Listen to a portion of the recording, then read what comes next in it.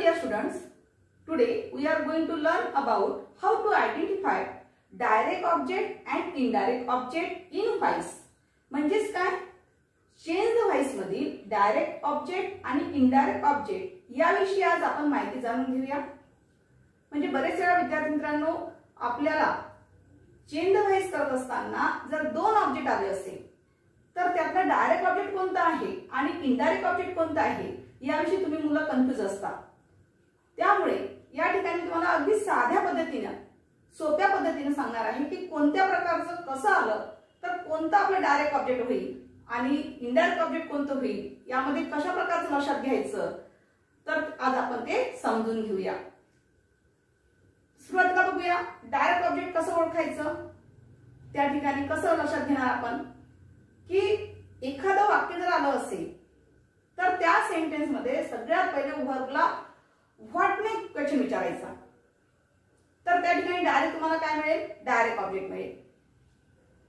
जर आपल्याला indirect object ओळखायचं असेल तर ते कसं ओळखणार, तर अशा वेळेस व्हर्बला whom ने प्रश्न तयार करायचा. तर तुमचं उत्तर इनडायरेक्ट ऑब्जेक्ट त्या ठिकाणी मिळून जाईल तुम्हाला. तर यासाठी आपण कन्स्ट्रक्शन कडे जाऊया. Let us see construction. Object plus and is are plus v3 plus indirect object oblique rw plus by plus subject. बरेच वेळा इनडायरेक्ट ऑब्जेक्ट वापरतात किंवा इनडायरेक्ट ऑब्जेक्टला बरेच जण त्या ठिकाणी rw असं सुद्धा म्हटलं जात असते. Let us see some example for sentence. She gives a pen. बघा या वाक्यामध्ये तुम्हाला आपल्याला मेक इट पॅसिव्ह बनवायचं आहे.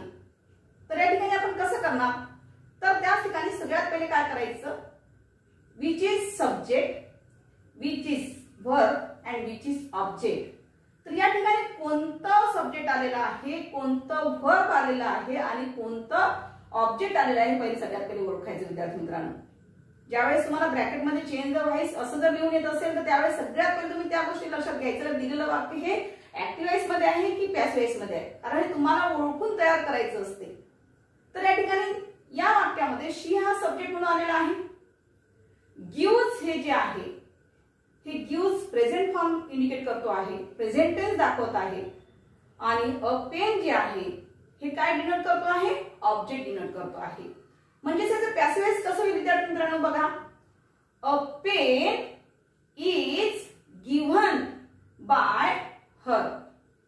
आता हे कसं झालं बघा, हा जो अ पेन हा अ पेन दिलेल्या वाक्यामध्ये ऑब्जेक्ट जागी आलेला आहे, पण आपल्याला काय करायचं आहे, पॅसिव्ह व्हॉइस करत असताना त्याला आपल्याला सब्जेक्ट कडे ट्रान्सफर करावं लागेल.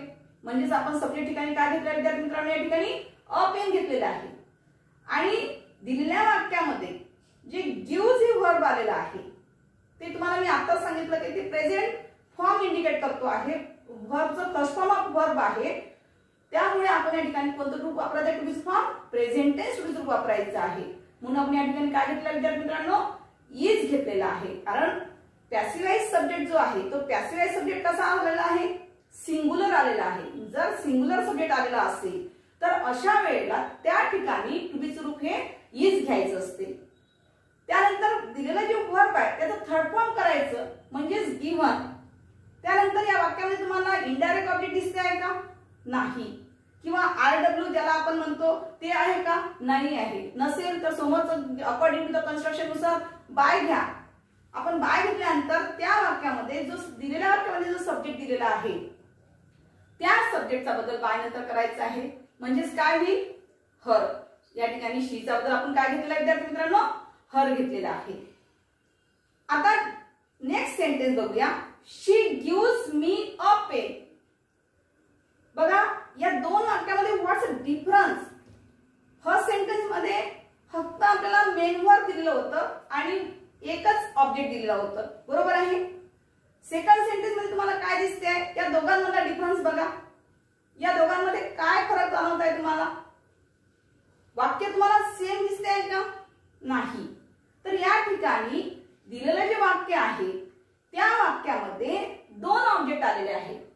पण आता दोन ऑब्जेक्ट आले असते तर अशा वेळेस आपण डायरेक्ट ऑब्जेक्ट कोणतं समजायचं आणि इनडायरेक्ट ऑब्जेक्ट कोणतं समजणार. You are totally confuse while you are choosing. ज्यावेळेस तुम्ही ते वाक्यामध्ये कोणत्या प्रकारचं डायरेक्ट ऑब्जेक्ट आहे किंवा इनडायरेक्ट ऑब्जेक्ट आहे हे ओळखण्यासाठी तुम्ही काय होणार, कन्फ्युज होऊन जाणार नाही का.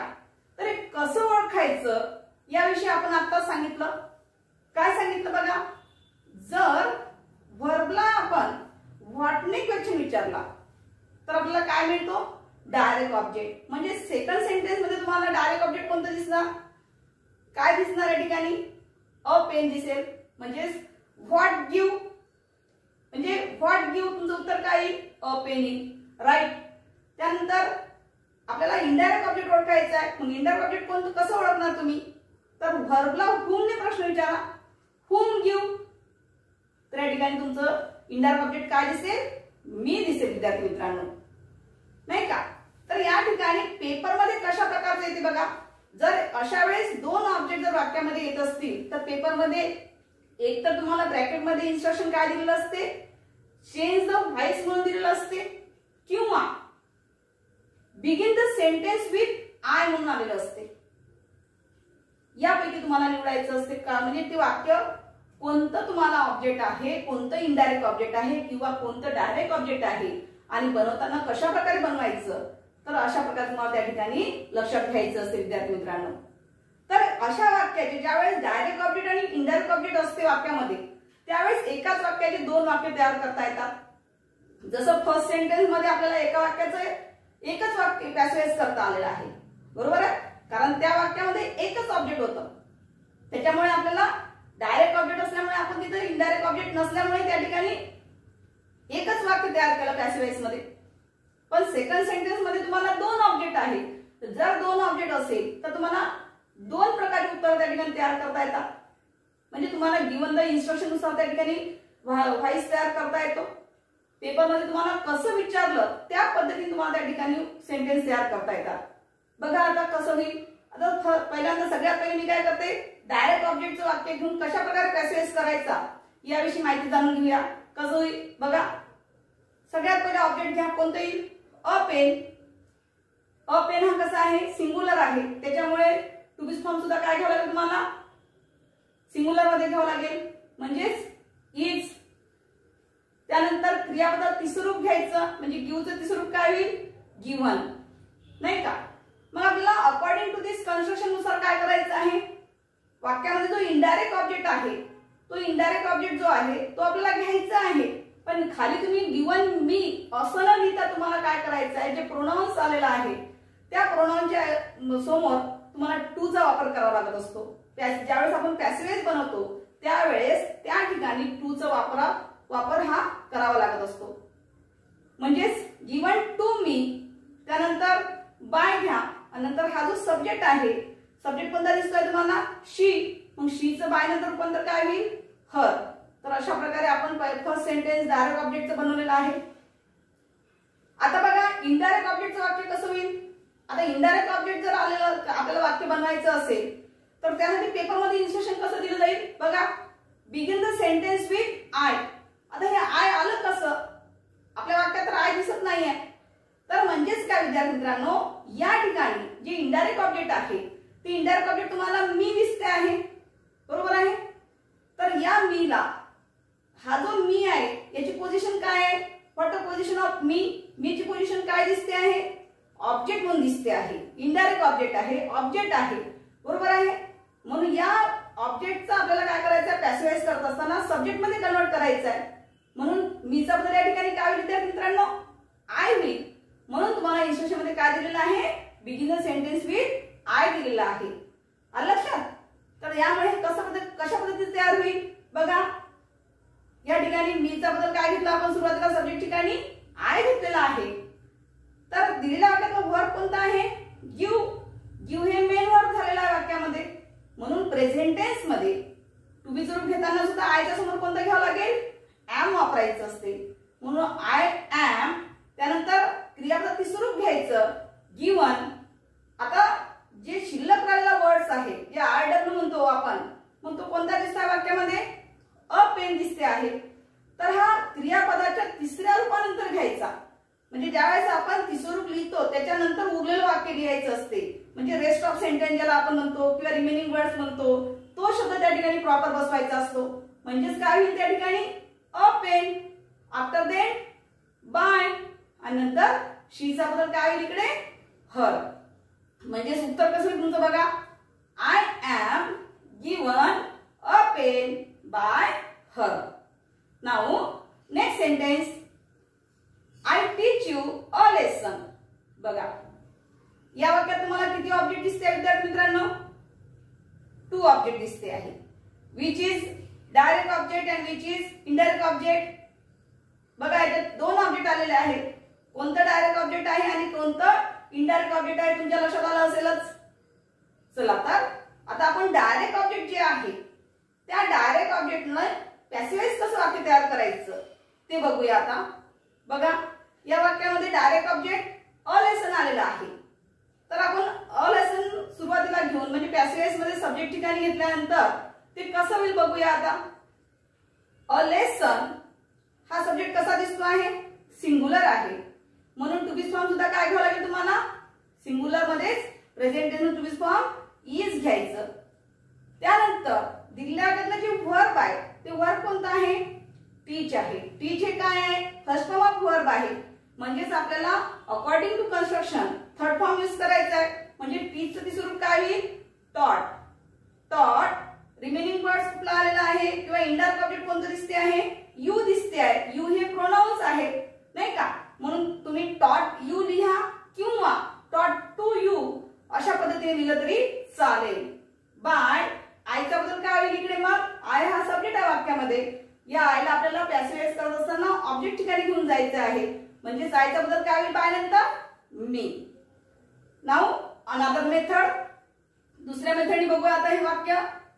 जर आपल्याला इनडायरेक्ट ऑब्जेक्ट घेऊन जर वाक्य चालवायचं असेल पॅसिव्हाइज करायचं असेल तर कसं होईल इनडायरेक्ट ऑब्जेक्टचं. बघा त्याच वाक्याला आपण सेकंड मेथडने सांगत आहे. जर इनडायरेक्ट ऑब्जेक्ट जर घेऊन आपल्याला वाक्य तयार करायचं असेल तर पॅसिव्हाइज कसं होईल. नाउ सी यामध्ये इनडायरेक्ट ऑब्जेक्ट कोणता दिसतो आहे यू दिसतो आहे.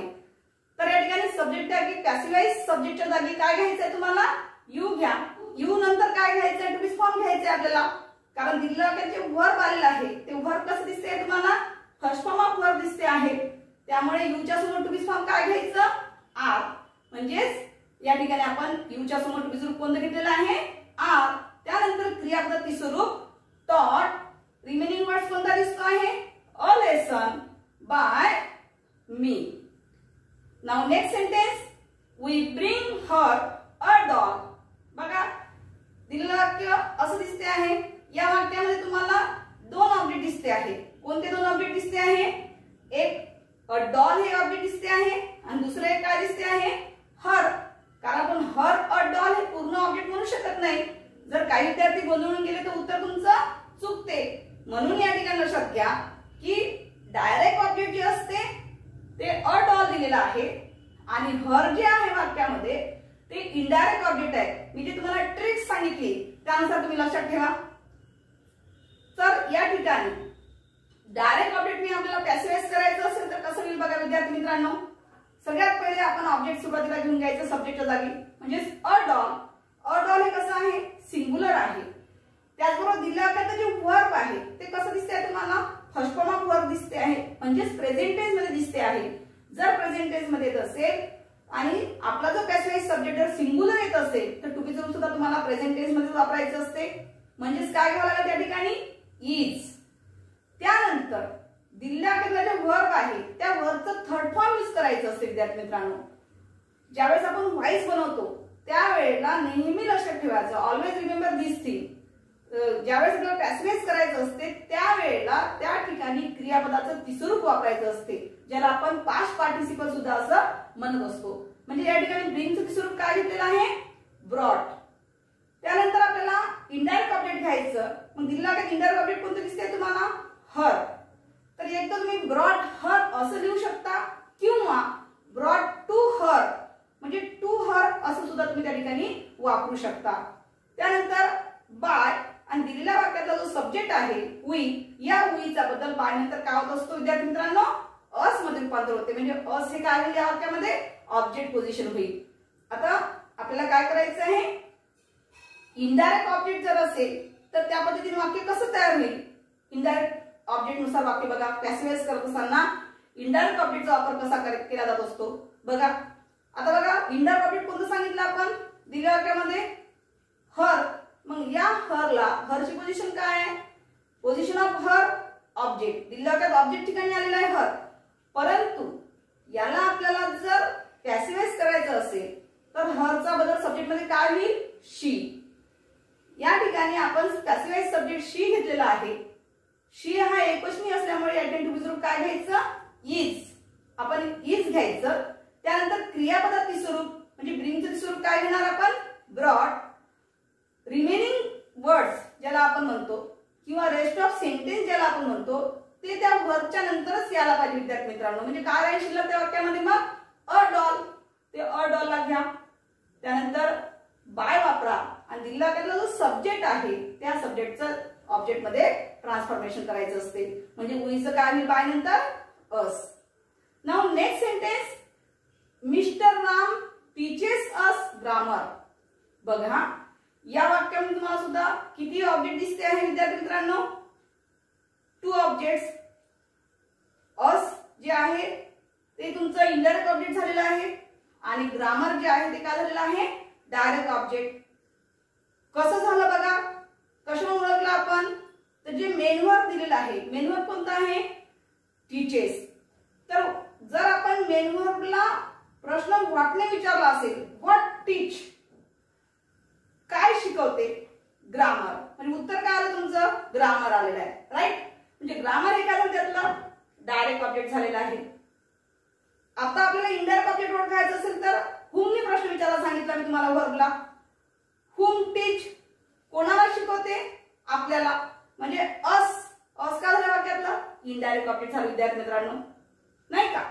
आता बघा याला आपल्याला पॅसिव्ह वॉइस करत असताना डायरेक्ट ऑब्जेक्टचं पॅसिव्ह वॉइस कसं करायचं त्याविषयी बघूया आपण. मग यातलं डायरेक्ट ऑब्जेक्ट कोणतं आहे विद्यार्थी मित्रांनो, ग्रामर. चला तर पॅसिव्ह वॉइस करत असताना ग्रामरची पोझिशन काय करावं लागेल आपल्याला, सब्जेक्टच्या ठिकाणी घ्यावं लागेल. म्हणजे ग्रामर हा पॅसिव्ह वॉइस मध्ये कुठे येणार, सब्जेक्ट ठिकाणी. ग्रामर दिलेला वाक्यात वर्ब कोणता आहे, टीचेस आहे. टीचेस हे मेन वर्ब आहे.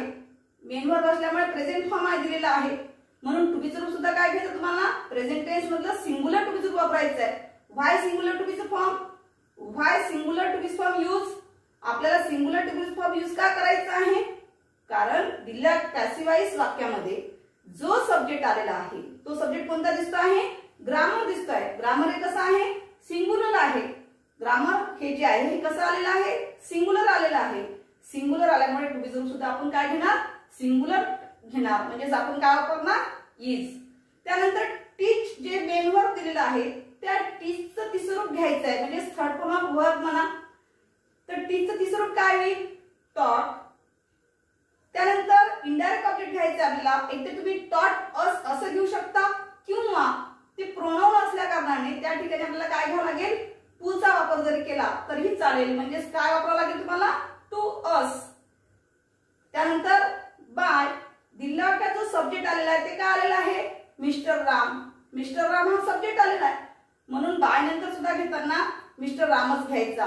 तिथे तुम्हाला चेंज करता येत नाही. कालच्या तासाला सांगितलं होतं मी की मिस्टर राम असो किंवा कुठलं नाऊन आलेलं असेल तरी बाय नंतर ऍज इट इज जशा तसं घ्यायचं असते विद्यार्थी मित्रांनो.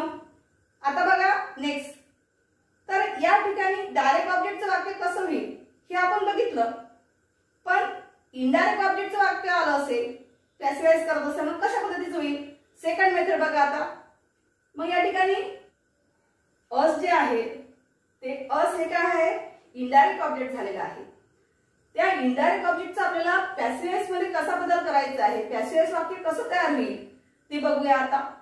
म्हणजेच या ठिकाणी असची पोझिशन काय दिसते तुम्हाला विद्यार्थी मित्रांनो, ऑब्जेक्ट म्हणून दिसते आहे.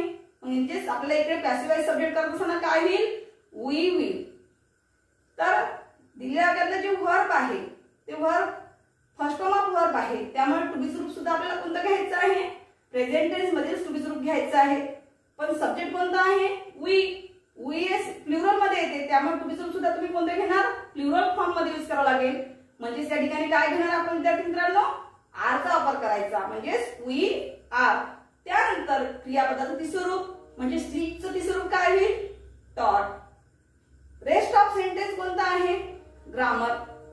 तर टॉट ग्रामर बाय दिलेला जो सब्जेक्ट दिलेला आहे तो सब्जेक्ट कोणता होता, मिस्टर राम. म्हणजे बायच्या नंतर काय येईल, मिस्टर राम. अशा प्रकारे आज तुम्हाला डायरेक्ट ऑब्जेक्ट आणि इनडायरेक्ट ऑब्जेक्ट इन व्हॉइस कशा प्रकारे ओळखायचं याविषयी आपण माहिती जाणून घेतलेली आहे विद्यार्थी मित्रांनो.